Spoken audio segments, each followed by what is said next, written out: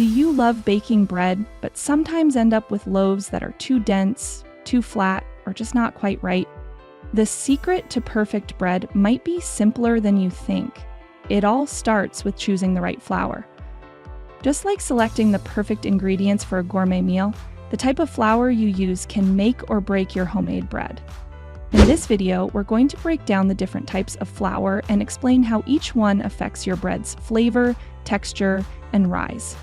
Whether you're dreaming of a crusty artisan loaf, a soft sandwich bread, or even gluten-free options, understanding flour is the first step to baking success. Welcome to Kitchen to Entertain, where effortless entertaining begins. If you love baking as much as we do, don't forget to subscribe, hit the like button, and leave us a comment below. Tell us what kind of bread you'd love to master. Not all flours are created equal. The protein content in flour determines how much gluten develops, which directly affects your bread's texture. Higher protein means more gluten, resulting in a chewier loaf, while lower protein gives a softer, more tender crumb.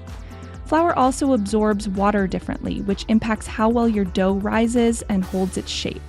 Let's start with the most common flour, all-purpose. With a moderate protein content of around 10 to 12%, it's incredibly versatile. It's perfect for softer breads like sandwich loaves, dinner rolls, or even pizza dough. It's also a great choice for beginners because it's forgiving and easy to work with. If you're after a loaf with a chewy texture and a tall rise, bread flour is your best bet.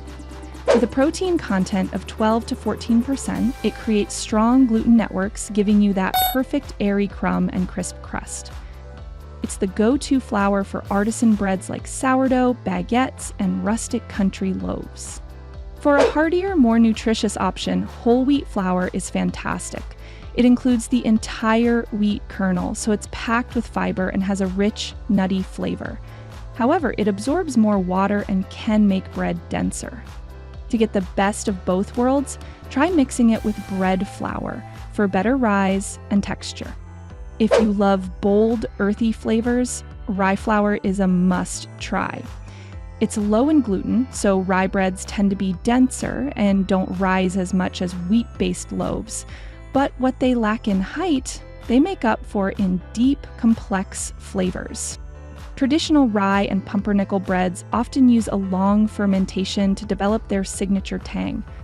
For those avoiding gluten, there are plenty of alternatives like rice flour, almond flour, and sorghum flour. The key to success here is using binders like xanthan gum or psyllium husk to mimic gluten's elasticity.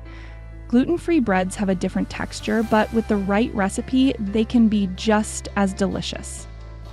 Here's a quick recap. Want chewy bread? Use bread flour. Prefer something softer? Stick with all-purpose. Craving a nutty flavor? Add whole wheat. And if you're baking gluten-free, don't forget those binders. Don't be afraid to experiment with blends. Sometimes the best bread comes from mixing flours. Now you're ready to bake with confidence. Which flour are you excited to try first? Let us know in the comments below. If you found this guide helpful, don't forget to like this video, subscribe, and hit the bell icon so you never miss a baking tip. Thanks for watching. This is Kitchen to Entertain, where every loaf tells a story. Happy baking, and see you next time.